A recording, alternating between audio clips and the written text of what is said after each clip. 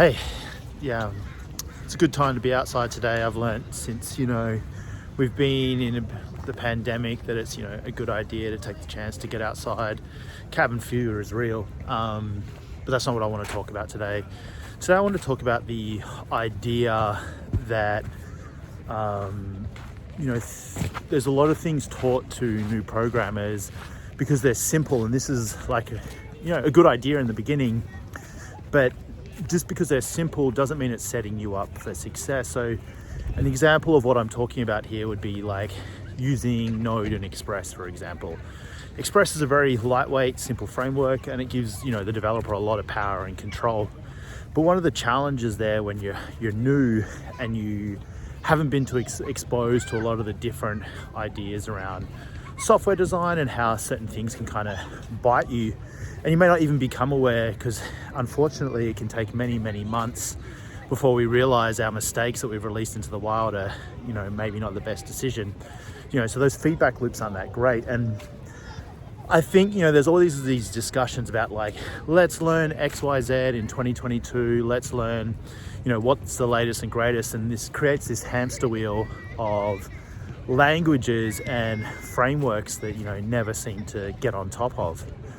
And in my opinion, I think one of the best places to start is conceptually working with an opinionated framework where that's mainstream, where a lot of people have been able to contribute to a lot of these ideas of what are the top best practices that probably should just be batteries included with these things.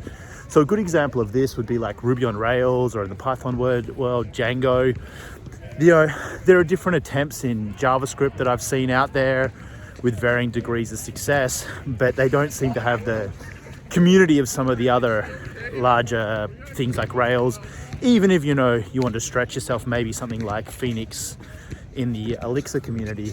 But I think that this is something that sets people up to waste a lot of time early in their career. And because what you really need is those tight feedback loops so you can get all those lessons quickly and continue to progress. And I just don't believe that these more lightweight frameworks that are great for learning maybe the languages or the basics of web development help you move through the more intermediate to senior levels. I'd love to hear your thoughts on this and what you think. How have you been learning? Is this something you've noticed because you've been in the industry for your first 6 months, year, 2 years, and are struggling to find a way forward? I just seem to notice when I come into it that this is around the Ruby on Rails time, and there was just seemed to be a lot more community around sort of getting everyone up to speed with arbitrary number, the top 100 patterns and practices that you should really be doing as a web developer. And I noticed that teaching this over the years, where things have trended more to teaching JavaScript and stuff like that, a lot of junior developers don't seem to be getting exposure to this. But it's just something I've noticed, and I think that it may be wise, whether you want to use something like Rails or Django for your actual job. I think the benefit of the different concepts and practices that are included in those frameworks can really help you grow as a developer.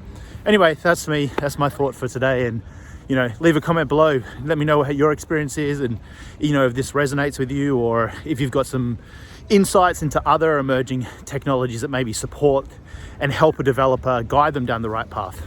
Anyway,